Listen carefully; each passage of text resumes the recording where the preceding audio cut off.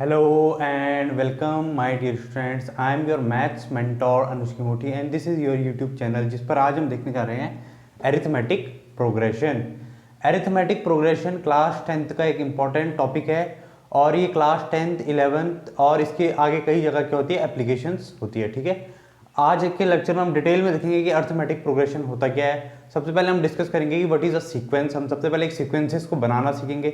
उसके बाद हम अरिथमेटिक प्रोग्रेशन में देखेंगे कि फर्स्ट टर्म क्या होता है, कॉमन डिफरेंस क्या होता है और किसी भी अरिथमेटिक प्रोग्रेशन की हम जनरल टर्म कैसे लिखते हैं। तो आज का लेक्चर काफ़ी इंपॉर्टेंट होने वाला है क्योंकि ये चैप्टर काफ़ी वेटेज रखता है हर एग्जाम में। सो चलिए फिर शुरू करते हैं आज का लेक्चर। तो देखो, आज के लेक्चर में सबसे पहली चीज़ यहाँ पे जो हम डिस्कस करेंगे वो है सीक्वेंस।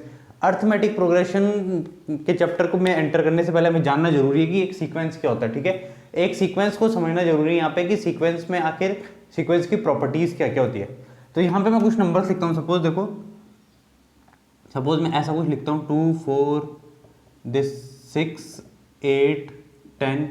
उसके बाद मैंने लिख दिया 5 11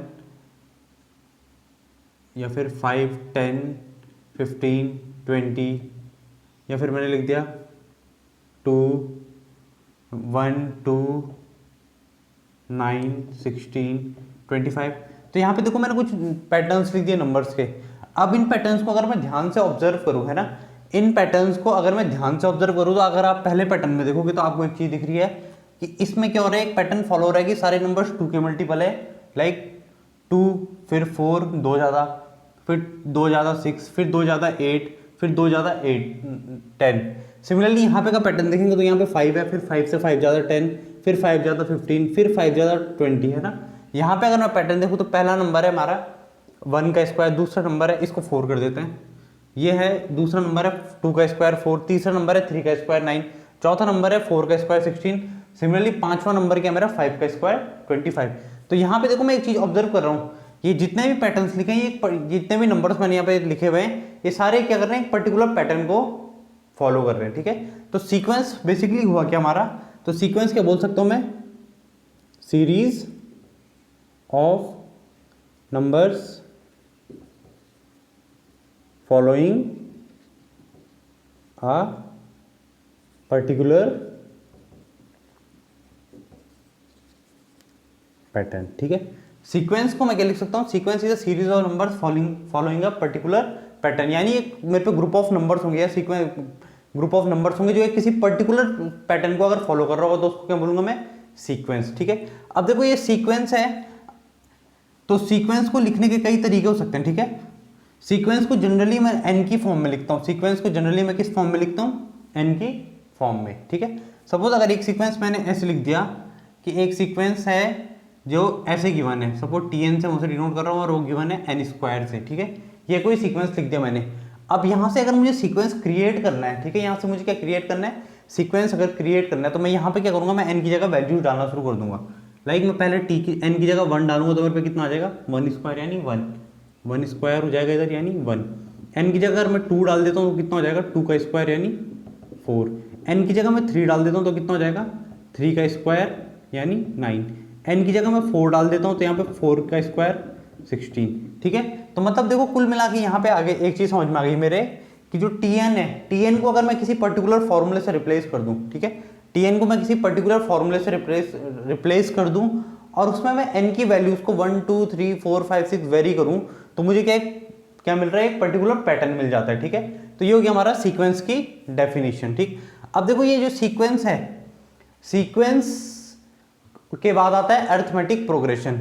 अगर इस सीक्वेंस में देखो मैं बीच में अगर मैं ऐसे कर दूं, इस वाले में तो नहीं, सपोज कोई मैंने सीक्वेंस लिख दिया ये वाला, ठीक है, सपोज देखो सीक्वेंस है 2 4 6 8 10, है ना। इस सीक्वेंस में बीच में प्लस का साइन लगा दूं या फिर माइनस का साइन लगा दूं, तो अब ये सीक्वेंस क्या बन जाता है मेरा, अब ये बन जाता है अरिथमेटिक प्रोग्रेशन। ठीक है, कोई एक पर्टिकुलर सीक्वेंस है और उस सीक्वेंस में अगर मैं प्लस या माइनस का साइन लगा दूं तो वो क्या बन जाता है, अरिथमेटिक प्रोग्रेशन। ठीक है, तो ये एग्जांपल तो मैं अरिथमेटिक प्रोग्रेशन में नहीं दूंगा, ये तो एक सीक्वेंस में तो ठीक है एग्जांपल, लेकिन ये एक जीपी का सीक्वेंस है, अरिथमेटिक प्रोग्रेशन का नहीं है। ठीक है, तो अब देखो थोड़ा और आगे ऑब्जर्वेशन करते हैं कि जो ये अरिथमेटिक प्रोग्रेशन होता है, ठीक है, जो हमारा अर्थमेटिक प्रोग्रेशन होता है, जो आज का हमारा मेन टॉपिक है, ठीक है, अब उसी को हम डिस्कस करेंगे, ठीक है। तो उसको डिस्कस करने से पहले मैं आपके साथ एक क्वेश्चन डिस्कस कर लेता हूं कि क्वेश्चन है हमारा, write first 3 terms of sequence Tn equal to 3n+2, ठीक है। देखो यहाँ पे मुझे एक सीक्वेंस गिवन है, ठीक है, सीक्वेंस गिवन है मुझे Tn की फॉर्म में, और वो सीक्वेंस क्या गिवन है, Tn इक्वल टू 3n+2, और मुझे यहाँ पे क्या करना है, फर्स्ट 3 टर्म्स फाइंड करना है इस सीक्वेंस के, ठीक है। तो यहाँ पे देखो फर्स्ट 3 टर्म्स निकालना है मुझे इस सीक्वेंस के, तो इसको कैसे निकालेंगे, तो जब भी हमें कोई सीक्वेंस गिवन हो और उससे टर्म्स निकालने हो तो मुझे बस एक चीज का ध्यान रखना है कि मुझे वहां पे n को रिप्लेस करना होता है। लाइक फर्स्ट टर्म के लिए n कितना होगा, लाइक मैं अगर मैं कोई सीक्वेंस ऐसे लिखता हूँ ना, देखो सपोज 2 4 6 8 10, तो इसको मैं क्या, इन सबको मैं क्या बोलता हूँ, टर्म्स। ये सारे क्या कहलाते हैं, टर्म्स, ठीक है। ये हो गया मेरा फर्स्ट टर्म T1 मतलब फर्स्ट टर्म, ये हो गया मेरा T2 यानी सेकंड टर्म, ये हो गया 6 यानी T3 third term, T4 fourth term, ये हो गया T5 फिफ्थ टर्म, ठीक है। तो कोई भी जो पैटर्न ऑफ नंबर्स है उसमें जो सबसे पहला नंबर लिखा होगा वो होगा फर्स्ट टर्म, जो दूसरा नंबर लिखा होगा वो होगा सेकंड टर्म, जो तीसरा नंबर लिखा होगा वो होगा third term. Similarly pattern follow होता रहेगा, ठीक है। अब देखो यहाँ पे जो सीक्वेंस मुझे गिवन है Tn, वो किस फॉर्म में गिवन है, 3n+2। तो जब भी ऐसा क्वेश्चन मिले तो हमने क्या करना है, हमें फर्स्ट 3 टर्म्स फाइंड करने हैं। तो पहले टर्म के लिए यहाँ पे n की जगह 1 रिप्लेस कर दो, तो कितना आ जाएगा 3, n की जगह 1 रखेंगे तो 3 × 1 + 2 यानी 5। दूसरे टर्म के लिए n की जगह 2 रिप्लेस कर दो, तो 3 × 2 + 2 कितना आ जाएगा, 3 × 2 = 6 और 2 8। तीसरे टर्म के लिए n की जगह 3 रिप्लेस कर दो, तो कितना आ जाएगा, 3 × 3 + 2 11, ठीक है। तो अब देखो ये मेरा एक सीक्वेंस बन गया 5, 8, 11 डॉट डॉट डॉट, तो हमारा ये क्या बन गया, सीक्वेंस बन गया एक, है ना। तो अब हम किसी भी सीक्वेंस को क्या कर सकते हैं, डिफाइन कर सकते हैं इस तरीके से। एक और एग्जांपल लेता हूं मैं यहाँ पे, सपोज अगर सीक्वेंस ये गिवन होता है ना, अभी एपी में हम फॉर्मली एंटर हुए नहीं, अभी हम एपी से देखेंगे इसके बाद कि एपी क्या होता है डिटेल में, लेकिन उससे पहले हम सीक्वेंस समझ लेते हैं कि सीक्वेंसेस को हम लिखते कैसे हैं, ठीक है। तो यहाँ पे देखो एक चीज, एक और सीक्वेंस में लिख रहा हूँ, सीक्वेंस का nth टर्म गिवन है मुझे n² + 1, और मुझे यहाँ पे पहले 5 टर्म फाइंड करने हैं सीक्वेंस के, ठीक है। वो एग्जामिनर आपसे कितने भी टर्म्स पूछ सकता है सीक्वेंस में, ठीक है। तो सबसे पहले यहाँ पे देखो पहला टर्म क्या हो जाएगा, T1 कितना हो जाएगा, 1² + 1 यानी 1 + 1 कितना हो गया 2। T2 कितना हो जाएगा मेरा, n की जगह 2, 2² + 1 यानी 4 + 1 5। T3 कितना आ जाएगा मेरा, 3² + 1 यानी 3 × 3 = 9 + 1 10। T4 कितना हो जाएगा मेरा, 4² + 1 यानी 16 + 1 17, ठीक है। T5 मेरा कितना हो जाएगा, 5² + 1 यानी 26 हो जाएगा, 25 + 1 26। तो अब बेसिकली अब इतना तो मैंने देखो सीख लिया, मैं यहाँ पे इतना तो, इतनी चीज तो मैंने सीख ली। क्या सीख लिया कि हम सीक्वेंस का, जब मुझे nth टर्म का फॉर्मूला पता हो, यार सीक्वेंस गिवन है मुझे n की फॉर्म में, तो मैं उससे मैं टर्म्स कैसे निकालता हूँ, ठीक है। बस क्या करता हूँ, n की वैल्यू को रिप्लेस कर देता हूँ, ठीक है। तो ये तो हो गया हमारा डिस्कशन किसका, सीक्वेंस का। नाउ अब हम देखते हैं कि अरिथमेटिक प्रोग्रेशन क्या होता है, ठीक है। तो सबसे पहली चीज तो देखो, अरिथमेटिक प्रोग्रेशन भी क्या एक टाइप ऑफ सीक्वेंस है। सबसे पहली चीज हमें ध्यान में क्या रखनी है कि arithmetic progression is a type of sequence. अब इस सीक्वेंस की खासियत क्या होती है, तो इस सीक्वेंस की खासियत इसके नाम पे ही छुपी है, ठीक है। अरिथमेटिक प्रोग्रेशन को हिंदी में बोलते हैं समानांतर श्रेणी, ठीक है। समानांतर का मतलब क्या हुआ, समान अंतर, यानी जिस सीरीज में क्या आ रहा होगा, सेम डिफरेंस आ रहा होगा, ठीक है। तो अरिथमेटिक प्रोग्रेशन बेसिकली क्या होती है, अरिथमेटिक प्रोग्रेशन उस सीरीज को बोलते हैं हम, उस सीरीज ऑफ नंबर्स को बोलते हैं जिसमें क्या होगा, किन्हीं भी 2 टर्म्स के बीच में डिफरेंस हमेशा क्या होगा, कांस्टेंट, डिफरेंस हमेशा क्या रहेगा, सेम। फॉर एग्जांपल देखो, मैं एक नंबर ऑफ एक लिखता हूं यहाँ पे, मैं suppose if I write 4 6 then 8 10 12, उसके बाद में एक और सीक्वेंस लिखता हूँ यहाँ पे 3 9 15 21 27, एक लिख देता हूँ मैं 10 15 20 25 30, ठीक है। एक लिख देता हूँ मैं 3 10 17 24, 31। अब इन नंबर्स को जरा हम ऑब्जर्व करते हैं, ठीक है।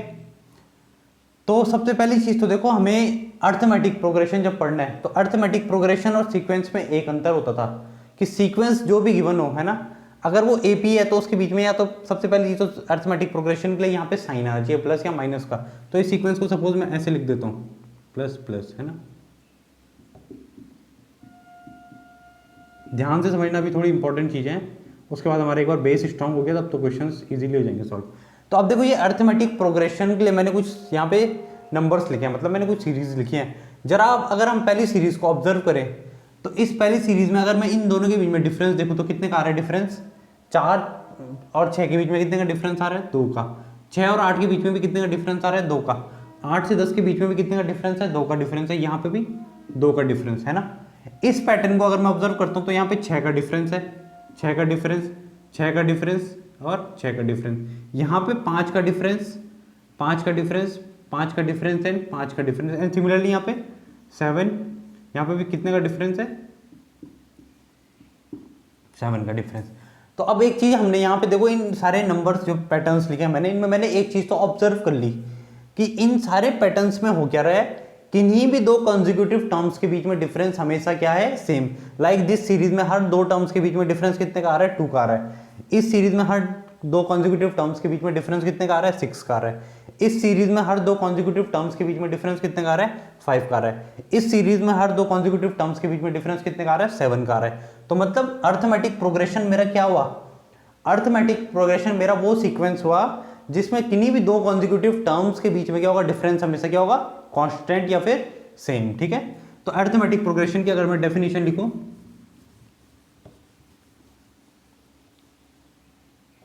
क्या होगी? It is a sequence in which the, एक second, it is a sequence in which the difference between two consecutive terms is constant, ठीक है। सीक्वेंस क्या हो गया? अर्थमेटिक प्रोग्रेशन क्या हमारा क्या हो गया? तो अर्थमेटिक प्रोग्रेशन हमारा एक सीक्वेंस हो गया जिसमें difference between two consecutive term, दो लगातार जो कॉन्जिक्यूटिव टर्म्स हैं उनके बीच में डिफरेंस हमेशा क्या होगा? कांस्टेंट होगा, ठीक है। तो वो क्या होता है हमारा अर्थमेटिक प्रोग्रेशन। एक एग्जांपल भी लिख देता हूं मैं नीचे से, कोई भी एग्जांपल ले लो, आप खुद भी बना लोगे। सपोज मैंने एग्जांपल ले लिया 4, 11, 18, 25, 32। तो यहाँ पे देखो डिफरेंस कितने का आ रहा है? 7 का डिफरेंस आ रहा है ना। यहाँ पे सब में कितने का डिफरेंस आ रहा है? 7 का डिफरेंस आ रहा है। देखो 11 माइनस 4 7, 18 माइनस 11 7, 25 माइनस 18 7, 32 माइनस 25 कितना आ गया? 7, ठीक है। तो ये हो गई हमारी एपी की डेफिनेशन, ठीक है। तो अब देखो एपी की जब हमने डेफिनेशन दे दी कि एपी में मैंने ये बोल दिया कि एपी उस सीक्वेंस को बोल रहे हैं जिसमें दो कॉन्जिक्यूटिव टर्म्स के बीच में हमेशा डिफरेंस कितने का आ रहा है? सेम डिफरेंस आ रहा है, ठीक है। अब वो डिफरेंस कुछ भी हो सकता है। तो इस एपी में कुछ डेफिनेशन कर लेते हैं, यहाँ पे कुछ नामकरण कर देते हैं हम। तो यहाँ पे देखो मैं इसको मिटा देता हूँ थोड़ा। तो यहाँ पे देखो जो एपी होता है ना, इसी एग्जाम्पल से समझाता हूँ। जो इसमें सबसे पहला टर्म लिखा रहता है उसको क्या बोलते हैं हम? अब ये एपी बना, प्लस लगा देना बीच में। तो फर्स्ट टर्म, ठीक है।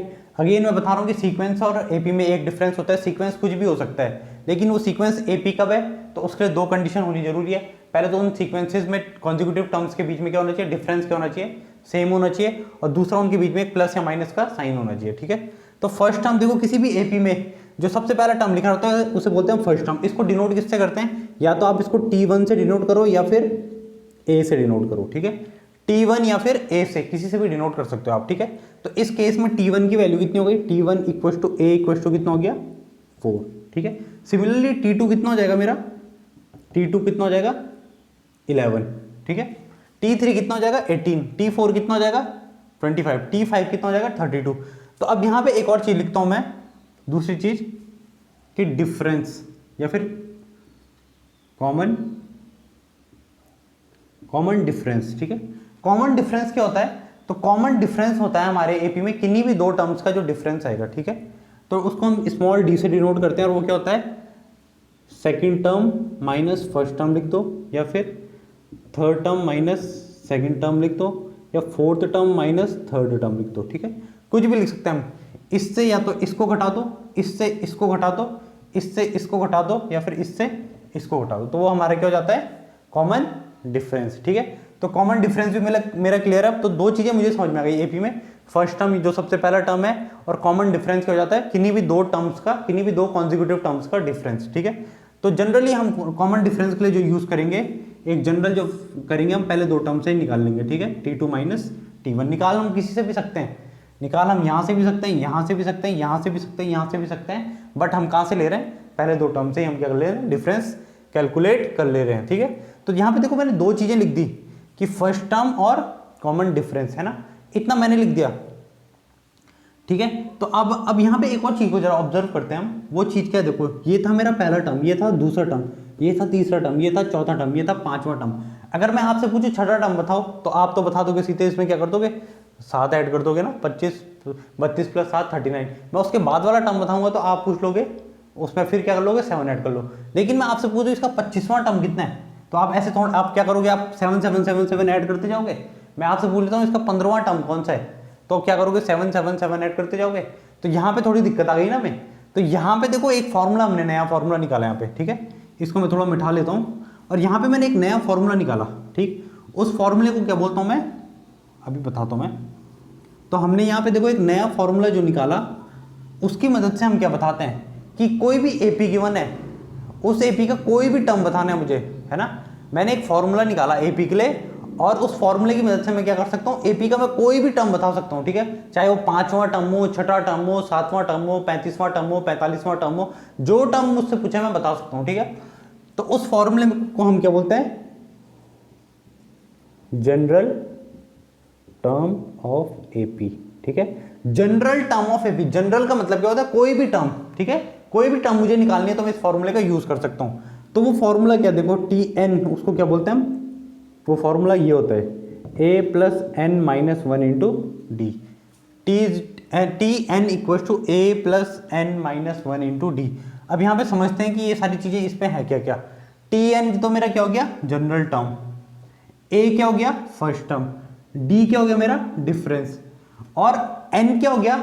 तो लाइक अगर मुझे फर्स्ट टर्म फाइंड करना है, मुझे पहला टर्म फाइंड करना है, तो यहाँ पे मैं n की जगह 1 रखूंगा। मुझे दूसरा टर्म फाइंड करना है तो n की जगह 2 रखूंगा। तीसरा टर्म फाइंड करना है तो n की जगह 3 रखूंगा।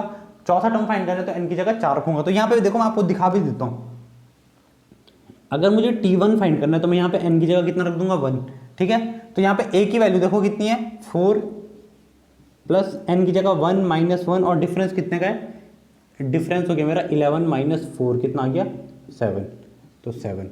अब इसको देखो अगर मैं सॉल्व करूंगा तो कितना आ रहा है, 4 प्लस 0 यानी 4, मैच कर रहा है, बिल्कुल मैच कर रहा है। अब मैं दूसरा टर्म निकालता हूँ T2, अगर सपोज मुझे कैलकुलेट करना है तो T2 मेरा कितना हो जाएगा, 4, फिर a plus N minus one into d में a की जगह रखो 4 प्लस n की जगह कितना रखना है मुझे, सेकंड टर्म फाइंड करो ना, तो 2 माइनस 1 इंटू डिफरेंस कितने का है, 7 का। तो ये कितना आ गया, 4 प्लस 7 कितना आ गया, 11, ठीक है। सपोज मुझे T5 फाइंड करना होता, 1 2 3 4 5, T5 कैलकुलेट करना तो मैं क्या करता, a की जगह तो मैं कितना रख देता, 4 प्लस n की जगह 5 माइनस 1, और डिफरेंस कितने का है, 7 का डिफरेंस है ना। तो 4 प्लस 4 इंटू 7 कितना हुआ, 28, तो कितना गया, 32, ठीक है, वही चीज है 32। अब अगर मुझसे 50वां टर्म पूछ दिया तो 50वां टर्म मैं कैसे निकाल दूंगा, T50, वो क्या हो जाएगा, a की जगह 4 प्लस 50 माइनस 1 इंटू डी कितने का, 7 का डिफरेंस है ना। तो 4 प्लस 49 इंटू 7, ठीक है। तो ये कितना आ रहा है सॉल्व करके, 4 प्लस 9 7 जो 63, तो 347, ठीक है। तो इसका 50वां टर्म कितना आ गया, 347, ठीक है। आप चाहो तो इसको चेक भी कर सकते हो, लेकिन इतनी मेहनत मत करना, यही आएगा। तो अब हम देखो यहाँ पे एपी का कोई भी टर्म बता सकते हैं ना, तो इसीलिए इसको क्या बोलते हैं, जनरल टर्म। कई बार इसे nth टर्म भी बोलते हैं, ठीक है। इसको जनरल टर्म भी बोलते हैं, और साथ में क्या बोलते हैं, nth टर्म, ठीक है। कुछ भी पूछा जा सकता है आपसे एग्जाम में, nth टर्म भी बोल सकता है वो एग्जामिनर, और जनरल टर्म भी बोल सकता है, ठीक है। तो यहाँ तक की थ्योरी तो क्लियर हो होगी ना। अब हम क्वेश्चंस प्रैक्टिस करेंगे, ठीक है। तो इंपॉर्टेंट देखो, ये फॉर्मूला काफी इंपॉर्टेंट है। यहाँ से एक 4 नंबर का क्वेश्चन तो मुझे लगता है कि डेफिनेटली बनेगा पेपर में, ठीक है। और ये फॉर्मूला आगे भी काम आएगा, 11th में भी काफी यूज होता है इस फॉर्मूले का। इनफैक्ट इक्वेशंस ऑफ मोशंस भी कई बार हम एपी से डराइव कर लेते हैं। एक चौथी इक्वेशन होती है कि distance travelled in nth second, तो वो भी ऐसी कुछ इक्वेशन होती है, S n equal to u plus a by two n minus 1, ऐसी एक इक्वेशन होती है हम मोशंस में जो पढ़ते हैं फिजिक्स में। तो वो भी हमारी अरिथमेटिक प्रोग्रेशन से क्या होती है, डराइव होती है, ठीक है।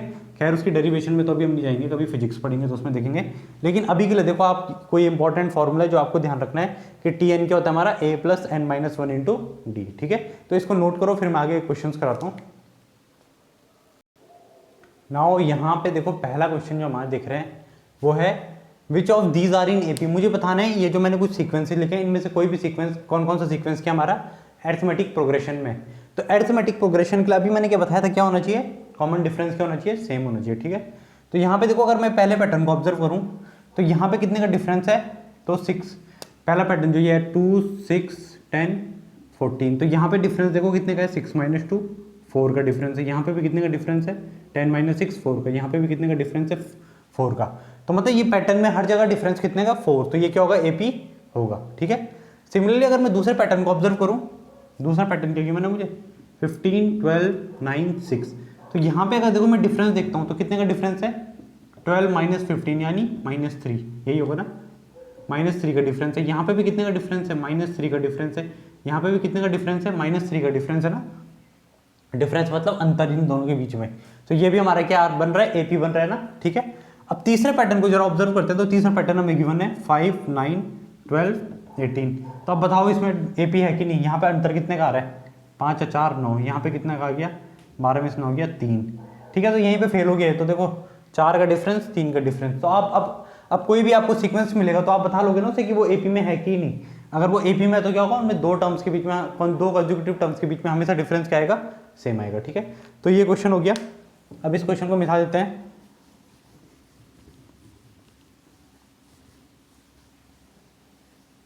देखो नेक्स्ट क्वेश्चन यहाँ पे है कि एक सीक्वेंस उसका टी एन गिवन है हमें 2n माइनस 3 से, ठीक है। क्वेश्चन है the nth term of the sequence is given by T n equal to 2n minus 3। Question ये है कि nth term of sequence is T n equal to 2n minus 3, है ना। T n equal to 2n minus 3 का given है, किसी sequence का nth term दे रखा है, हमें फाइंड करना है 15th term, find 15th term, ठीक है। तो मैंने अभी थोड़ी देर पहले समझाया था कि कोई भी टर्म कैसे निकालते हैं, जो टर्म पूछा है n की जगह वो रिप्लेस कर दो। तो यहाँ पे 15th टर्म पूछा तो n की जगह कितना रिप्लेस कर दोगे, 15, तो 2 इंटू 15 माइनस 3, तो 15 तुझे 30 माइनस 3 कितना आ गया, 27, ठीक है। तो इस सीक्वेंस का nth टर्म कितना आ गया, 27 आ गया। सिमिलरली देखो नेक्स्ट क्वेश्चन देखते हैं। अगर यहाँ पे सीक्वेंस ये गिवन है TP is equal to given है 2p प्लस 3, TP कितना गिवन है हमें, 2p प्लस 3, और मुझसे यहाँ पे पूछा है इसका फाइंड द AP, ठीक है। ये तो अच्छा क्वेश्चन हो गया। इस क्वेश्चन को करते हैं कि हमें किसी सीक्वेंस का pth टर्म, जैसे nth टर्म में गिवन हो सकता है क्वेश्चन, pth टर्म में भी गिवन हो सकता है कि TP तो मुझे कितना गिवन है 2p प्लस 3, और मुझे यहाँ से AP बनाना है, फाइंड AP, ठीक है। तो AP देखो कैसे बनेगा मेरा, एपी बनाने के सबसे पहले यहाँ पे मुझे एपी में क्या होता है, टर्म्स होते हैं ना कुछ, तो सबसे पहले मुझे यहाँ पे निकालना पड़ेगा T1। तो P की जगह अगर मैं 1 रखूंगा तो T1 कितना जाएगा मेरा, 2 इंटू 1 प्लस 3। देखो यहाँ पे फर्क नहीं पड़ता, अगर n के टर्म्स में गिवन होता तो n की जगह रिप्लेस करते, P के टर्म्स में गिवन है तो P की जगह रिप्लेस करूंगा, तो ये कितना आ गया 5। T2 कितना आ जाएगा मेरा, n की जगह 2 रिप्लेस, P की जगह 2 रिप्लेस करो, तो यानी 2 इंटू 2 प्लस 3, यानी ये कितना आ गया 7, इतना आ गया। T3 कितना आ जाएगा मेरा, 2 इंटू 3 9, ठीक है। T4 कितना हो जाएगा मेरा, 2 इंटू 4 प्लस 3 11। तो मेरा देखो एपी के बन गया मेरा 5, 7, 9, 11, 13, आगे ऐसे चलता रहेगा ना। अभी देखो हर टर्म्स के बीच में 2 का डिफरेंस आ रहा है, तो मतलब एपी भी है, और मैंने एपी भी बना दिया, तो ठीक है। तो यहाँ पे देखो मैंने क्या चीज़ सीख ली, यहाँ पे क्या सीख लिया मैंने कि कभी भी मुझे अगर कोई एपी में टी एन टी पी कुछ भी पता है ना, तो उसकी मदद से मैं एपी कैसे बनाता हूँ, तो उसकी मदद से एपी बनाने के लिए क्या करना होता है मुझे पी की जगह क्या करना पड़ता है, रिप्लेस करना पड़ता है 1 2 3 4 और वो जो सीक्वेंस आता है उसको लिख दो। ठीक है, तो ये हो गया हमारा क्वेश्चन। ठीक, अब देखो नेक्स्ट क्वेश्चन है मेरे पे। नेक्स्ट क्वेश्चन यहाँ पे जो मैं कर रहा हूँ सॉल्व वो है कि मुझे क्वेश्चन है find 24th term of sequence given है मुझे 12 10 8 6 डॉट डॉट डॉट। ये एक सीक्वेंस गिवन है, देखो मुझे इस सीक्वेंस का मुझे क्या करना है 24th टर्म फाइंड करना है। ठीक है, इस सीक्वेंस का मुझे क्या फाइंड करना है 24th टर्म। तो इस 24th टर्म मतलब देखो मैंने अभी थोड़ी देर पहले क्या समझाया था कि किसी भी एपी में अगर मुझे कोई भी टर्म फाइंड करना है तो उस टर्म को मैं क्या बोल देता हूँ, जनरल टर्म, है ना। जनरल टर्म मतलब कोई भी टर्म फाइंड करनी है मुझे, है ना। तो यहाँ पे देखो मुझे सबसे पहले क्वेश्चन में कैसे अप्रोच करते हैं, सॉल्यूशन कैसे करते हैं। तो सबसे पहले जो जो गिवन डेटा है वो उतार लो। ए की वैल्यू कितनी गिवन है 12 गिवन है। डिफरेंस कितना हो जाएगा मेरा 10 माइनस 12 कितना आ गया 2। 10 माइनस 12 नहीं सॉरी, हाँ सही ठीक करा है 10 माइनस 12 यानी 2 नहीं माइनस 2 आएगा, तो ये -2 का डिफरेंस आ गया इतना। अब मुझे क्या फाइंड करना है 24th टर्म। तो कौन सा फॉर्मूला यूज करूंगा मैं, जनरल टर्म का फॉर्मूला। जनरल टर्म का फॉर्मूला क्या था, टी एन इक्वल टू क्या था मेरे पे a plus N minus 1 into d, ये फॉर्मूला था। इसमें n की जगह अगर मैं कितना रख दूं, कौन सा टर्म फाइंड करना है मुझे 24th टर्म। तो t24 कितना हो जाएगा मेरा, a की जगह कितना रख दो 12 प्लस n की जगह 24 माइनस 1 और डिफरेंस कितने का है -2 का। तो ये सॉल्व करके कितना आ जाएगा 12 प्लस 24 माइनस 1 कितना होगा 23 इंटू -2 कितना होगा -46 यानी कितना आगे -34। ठीक है, तो इसका 24th टर्म मैंने लिख दिया कितना आ गया -34। तो अब यहाँ पे चीज समझ में आ गई ना। देखो यहाँ पे आपको इतना तो समझ में आ गया होगा कि एपी में कोई भी टर्म कैसे निकाल देना है। तो कौन सा फॉर्मूला यूज कर देना है, जनरल टर्म का। जब कोई भी टर्म पूछोगी तो कौन सा फॉर्मूला यूज करेंगे, जनरल टर्म का फॉर्मूला यूज कर देंगे। ठीक है, नाउ एक और क्वेश्चन करते हैं। अगला क्वेश्चन है ये कि find 30th term of sequence, और सीक्वेंस गिवन है मेरे पे 1/2, 1, 3/2, डॉट डॉट डॉट, है ना। 1/2, 1, 3/2 ये, और इस सीक्वेंस का मुझे सबसे कौन सा टर्म फाइंड करना है 30th टर्म। तो देखो इस सीक्वेंस में पहले मैं चेक कर लेता हूँ ये एपी में है कि नहीं। तो देखो यहाँ से यहाँ का डिफरेंस घटाओगे तो कितना आएगा, 1 से 1/2 घटाओगे तो कितना आएगा, कितना बचेगा, हाफ बचेगा। 3/2 से 1 घटाओगे तो कितना बचेगा, अगेन हाफ बचेगा। तो मतलब ये एपी में है। तो अगर ये एपी में है तो सबसे पहले इस चीज में इसमें क्या लिखूंगा, फर्स्ट टर्म। तो ए कितना आ गया यहाँ पे हाफ। डिफरेंस कितना का आ जाएगा t2 माइनस t1 यानी 1 माइनस 1/2 कितना आ गया, एलसीएम लेंगे तो 2 माइनस 1/2 यानी हाफ, या एक में से आधा घटा दो तो आधा ही बचता है। ठीक है, तो देखो मेरे पे ए भी आ गया डी भी आ गया। तो टी एन कितना आ जाएगा मेरा a plus N minus 1 into T, यानी हाफ प्लस एन की जगह कितना रखना है। अब देखो यहाँ पे मुझे टी एन तो का फॉर्मूला तो है कि मैंने मुझे कौन सा टर्म फाइंड करना है 30th टर्म। तो एन की जगह 30 रिप्लेस करो, a प्लस 30 माइनस 1 और डिफरेंस कितने का है, डिफरेंस हाफ का है। तो कितना आ रहा है सॉल्व करके, ए की वैल्यू भी डाल देते हैं यहाँ पे, ए की वैल्यू हाफ है।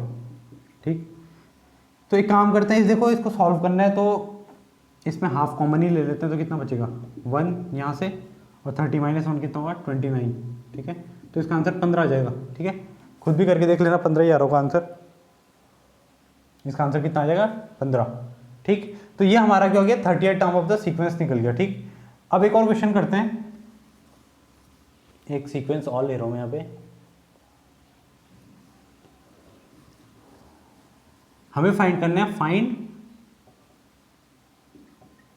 100 टर्म। इस बार t100 फाइंड करना है मुझे, और सीक्वेंस गिवन है मुझे √3, 2√3, 3√3 डॉट डॉट डॉट। ठीक है, इस सीक्वेंस से मुझे कौन सा टर्म फाइंड करना है 100 टर्म फाइंड करना है। तो सबसे पहले चीज क्या लिखूंगा मैं, ए की वैल्यू कितनी हो गई √3। डिफरेंस कितना हो जाएगा मेरा t2 माइनस t1 यानी 2√3 माइनस √3। अब 2√3 माइनस √3 को देखो सॉल्व कैसे करते हैं, तो इसमें बच्चे काफी कंफ्यूज रहते हैं। ठीक है, तो यहाँ पे देखो कंफ्यूज नहीं होना। अगर किसी को कंफ्यूजन है तो कैसे करो, यहाँ पे √3 कॉमन ले लो। ठीक है, तो कितना बचेगा, यहाँ से 2 बचेगा, यहाँ से 1 बचेगा। तो कितना हो गया 2 माइनस 1 कितना आ गया 1।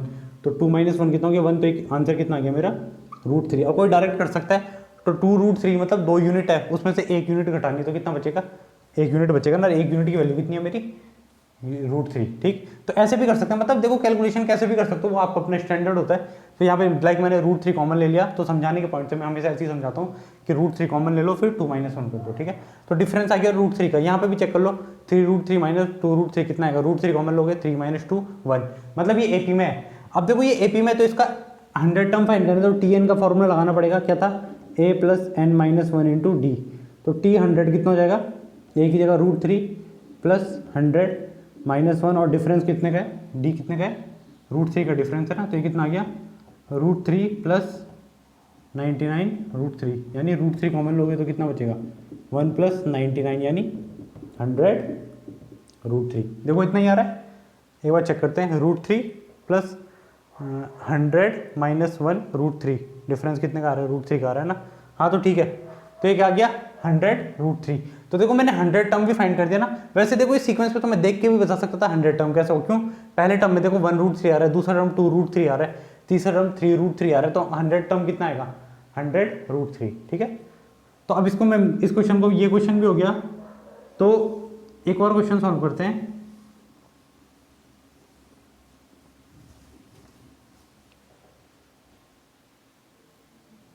नेक्स्ट क्वेश्चन देखो यहाँ पे क्या गिवन है, यहाँ पे मुझे सीक्वेंस गिवन है 1/n, n + 1/n, 2n + 1/n, और इसका मेरे को 58 टर्म फाइंड करना है, यानी T50 की वैल्यू फाइंड करनी है। तो T50 की वैल्यू फाइंड करने के लिए मुझे सबसे पहले क्या निकालना पड़ेगा, इसका जनरल टर्म निकालना पड़ेगा ना, और जनरल टर्म निकालने के लिए मुझे डिफरेंस पता होना चाहिए और A पता होना चाहिए। तो यहाँ पे देखो A की वैल्यू तो कितनी हो जाती है, सबसे पहले लिखा होता है 1/n, और डिफरेंस क्या हो जाता है मेरा T2 - T1। तो T2 की वैल्यू कितनी है यहाँ पे n + 1/n - T1 कितना है n, यही है ना। तो यहाँ पे n एलसीएम ले लूँगा तो कितना आ जाएगा n + 1 - 1/n, यानी 1 का डिफरेंस आ रहा है। ठीक है, इतना हो गया। यहाँ पे भी चेक करेंगे तो उतना ही आ जाएगा, 1 से 1 कैंसिल हो जाएगा, और हाँ ठीक है। तो यहाँ पे देखो डिफरेंस कितने का आ गया, 1 का डिफरेंस आ गया ना मेरा, जब मैंने इसको कैलकुलेट करा तो 1 का डिफरेंस आ गया। तो अब मुझे T50 लिखना है, तो Tn का फॉर्मूला क्या होता है, A + n - 1 × D, ये फॉर्मूला होता है। यहाँ पे n से n कंफ्यूज मत होना, ये कैपिटल n इसलिए लिखा है मैंने यहाँ पे। ठीक है, तो A की जगह कितना है 1/n, + n की जगह कितना है 50 - 1, और डिफरेंस कितने का है 1 का, तो ये कितना आ गया 1/n + 49, यानी इसको मैं क्या लिख सकता हूँ 49n + 1/n। ठीक है, 49n + 1/n। इस सीक्वेंस को भी देखो मैं यहाँ से पता लगा सकता था। देखो अगर आप दूसरे टर्म को ऑब्जर्व करोगे तो यहाँ पे n कितना आ रहा है, 1 कमा रहा है ना 1, तीसरे टर्म में n की यहाँ पे कितना आ रहा है 1 कमा रहा है 2 आ रहा है, तो वैसे 50वें टर्म में 1 कम कितना आ गया 49n + 1/n। ठीक है, तो ये भी काफी इजी क्वेश्चन था, हो गया ये। अगला क्वेश्चन देखते हैं हम।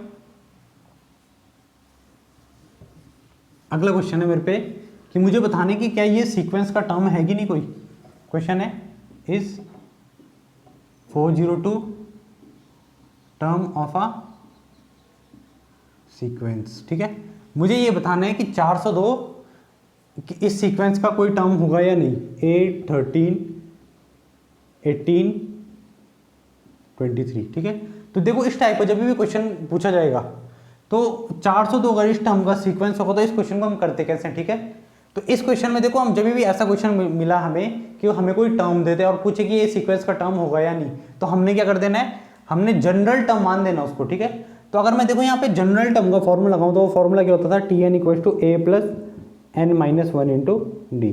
ठीक है, और यहाँ पे अगर मैं Tn की जगह 402 रख दूँ, मतलब मैं बोलता हूँ कि मैं मानता हूँ कि 402 इस सीक्वेंस का कोई आगे टर्म आ रहा है। ठीक है, तो उसके लिए मैं कैलकुलेट कर लेता हूँ कि n यानी कौन सा टर्म आ रहा है, वो पहला टर्म आ रहा है, दूसरा टर्म आ रहा है, 5वां टर्म आ रहा है, 20वां टर्म आ रहा है। ठीक है, तो यहाँ पे देखो a की जगह तो मैं कितना रख दूंगा 8 + n मुझे पता नहीं है -1, और डिफरेंस कितने का आ रहा है 13 - 8 कितना 5। तो अगर देखो मैं इसको सॉल्व करता हूँ तो इसको लाऊंगा मैं 12 में 60 गया 4, तो ये कितना बचेगा 9, तो 394 = 5n - 5 हो जाएगा इधर। अब इस 5 को इधर लाऊंगा तो मैं कितना आ जाएगा 399 = 5n, यानी n यहाँ से कितना आ गया देखो 399/5। लेकिन अब यहाँ पे देखो, यहाँ समझने वाली बात क्या है कि 399 5 से डिवाइड नहीं हो पाएगा, मतलब ये पॉइंट में आएगा कुछ है ना, ये पॉइंट में आएगा 7, फिर कितना बचे 49, तो 79.8 इतना ही आएगा ये। तो यहाँ पे देखो ये तो 79.8 आ रहा है सॉल्व करके। अब 79.8 कोई टर्म हो सकता है क्या? देखो फर्स्ट टर्म 1 से डिनोट होती है T1, सेकंड टर्म T2 से डिनोट होती है, थर्ड टर्म T3 से डिनोट होती है, मतलब कि टर्म्स तो हमेशा एक नेचुरल नंबर ही होगी ना, ये तो नहीं हो सकती। इसलिए 402 इस term of is not a term of sequence, तो आंसर है नो। ठीक है, कि 402 इस सीक्वेंस का टर्म नहीं हो सकता। ठीक है, ये क्वेश्चन भी हो गया। ठीक है, तो अभी तक देखो क्वेश्चन का जो हमने पैटर्न फॉलो किया, अभी तक हमने पहले टाइप के क्वेश्चन देखे। पहले टाइप के क्वेश्चन यानी हमने पहले टाइप में कौन सा टर्म टाइप के क्वेश्चन देखे, जिसमें मुझे कोई भी टर्म फाइंड करना होता था, 5वां टर्म, 10वां टर्म, 20वां टर्म, 25वां टर्म। नेक्स्ट पैटर्न है यहाँ पे, जो नेक्स्ट पैटर्न अब हम सॉल्व कर रहे हैं वो है कि फाइंड नंबर ऑफ टर्म्स। अब मुझे किसी सीक्वेंस में क्या बताना है, नंबर ऑफ टर्म्स। ठीक है, फाइंड नंबर ऑफ टर्म्स। तो एक क्वेश्चन ही लेता हूं मैं यहाँ पे, सपोज एक सीक्वेंस है 4, 7, 10, 13 अप टू 148। ठीक है, इसमें मुझे बताने की नंबर ऑफ टर्म्स कितने हैं। लाइक अगर मैं 4, 7, 10 लिख दूँ तो नंबर ऑफ टर्म्स कितने हैं 3, 4, 7, 10, 30 लिख दूँ तो नंबर ऑफ टर्म्स कितने हैं 4। तो सिमिलरली इस पैटर्न में कितने नंबर ऑफ टर्म्स है ये मुझे कैलकुलेट करना है। तो जब भी ऐसा क्वेश्चन आए नंबर ऑफ टर्म्स कैलकुलेट करने के लिए, तो एक चीज हमेशा ध्यान रखना, आपको जनरल टर्म पता होगी, मतलब लास्ट टर्म पता होगी। तो यहाँ पे लास्ट टर्म कितनी देर की है 148। ठीक है, तो यहाँ पे देखो मैं निकाल देता हूँ, देखो इसमें कितनी टर्म्स होगी। अगर मैं बोल दूँ कि 3 टर्म्स है तो लास्ट टर्म कौन सी है 10। अगर मैं बोल दूँ 4 टर्म्स है तो लास्ट टर्म कितनी होगी 13। तो मुझे ये नहीं पता कितने टर्म्स है, मैं बोलता हूँ सपोज इस सीक्वेंस में n टर्म्स है। कितनी टर्म्स है, n टर्म्स है। तो nth टर्म कितनी गिवन है 148 गिवन है ना। तो यहाँ पे मैं कौन सा फॉर्मूला यूज करता हूँ, तो Tn का फॉर्मूला यूज करूंगा। उससे पहले मैं डेटा लिख देता हूँ थोड़ा। a की वैल्यू कितनी है 4, डिफरेंस कितने का मेरा 7 - 4 कितना आ गया 7 - 4 कितने का डिफरेंस आ गया 3 का। तो यहाँ पे Tn का फॉर्मूला क्या होता है a + n - 1 × d। तो Tn की जगह कितना रखना है मुझे 148 है ना, और a की जगह कितना रख देना है 4 + n - 1 और डिफरेंस कितने का है 3 का। तो इसको सॉल्व करेंगे तो कितना आ जाएगा, देखो 144 से ये 4 घटाएंगे तो 144 आ जाएगा ना, इधर 144 आ गया, 4 को इधर डिफरेंस किया मैंने अपॉन 3 = n - 1 यानी 3 × 4 = 12। तो यहाँ से अगर मैं ये करूँ कि n - 1 = कितना आ गया 48 आ गया। तो n कितना आ गया 48 + 1 49। तो इस सीक्वेंस में नंबर ऑफ टर्म्स कितने निकाल दिया मैंने 49। तो यहाँ पे देखो अब नंबर ऑफ टर्म्स कभी भी फाइंड करने हैं मुझे, तो मुझे क्या कर देना है, for calculating number of terms मैं क्या यूज करूंगा Tn का फॉर्मूला, जहाँ पे मुझे Tn पता होगा। Tn क्या होगा मेरा आखिरी टर्म। ठीक है, आखिरी टर्म जो ही होगा वही तो नंबर ऑफ टर्म्स होंगे। अगर कोई सीक्वेंस देखो मैं ये लिख देता हूँ 2, 4, 6, 8। अब इसमें कितने कितने टर्म्स हैं 4 टर्म्स है, तो चौथा टर्म कौन सा है 8 है। वैसे इस सीक्वेंस में अगर n टर्म्स है तो nth टर्म कौन सा है 148। ठीक है, तो ये हो गया हमारा क्वेश्चन। एक और क्वेश्चन करते हैं इसी में। इस बार क्वेश्चन ये है कि which term of AP, which term of AP, और एपी हमें गिवन है 1 + 4 + 7 + 10 + 52। ठीक है, ये मुझे एपी गिवन है कि 1 + 4 + 7 + 10 + ... इज 52। अब मुझे बताना है इस टर्म की कौन इस एपी की कौन सी टर्म क्या मेरी 52 है। तो कैसे करूंगा, देखो इस क्वेश्चन को मैं सबसे पहले ए की वैल्यू लिख दो कितनी 1, डिफरेंस कितना आ गया 4 - 1 कितने का आ गया 3 का डिफरेंस आ गया। तो यहाँ पे देखो मुझे बताने की कौन सी टर्म एपी की 52 है। तो मैंने अभी क्या बताया था कि जो भी टर्म पूछी हुई है उसको हम जनरल मान लेते हैं। लाइक यहाँ पे Tn की वैल्यू कितनी मान लेता हूँ मैं 52, मतलब आगे जाके कहीं ये 52 बन रहा होगा ऐसे, है ना। तो अब मुझे बताने की ये कौन सी भी टर्म है, तो ये लास्ट टर्म है, तो लास्ट टर्म के लिए मैं कौन सा फॉर्मूला लगा देता हूँ Tn का फॉर्मूला क्या होता है a + n - 1 × d। तो यहाँ पे देखो Tn की वैल्यू अगर मैं 52 रखता हूँ तो a कितना आ जाएगा मेरा 1 + n - 1 और डिफरेंस कितने का आ रहा है 3 का। तो इसको लेंगे तो 51 = n - 1 × 3। तो यहाँ से अगर मैं सॉल्व करूँगा तो n की वैल्यू कितनी आ जाएगी 51/3 n, या फिर ऐसे करो पहले n - 1 = 51/3। तो n = कितना आ जाएगा 17 + 1 यानी 18। कैलकुलेशन तो आप कर लोगे खुद ही। तो n की वैल्यू कितनी आ गई 18।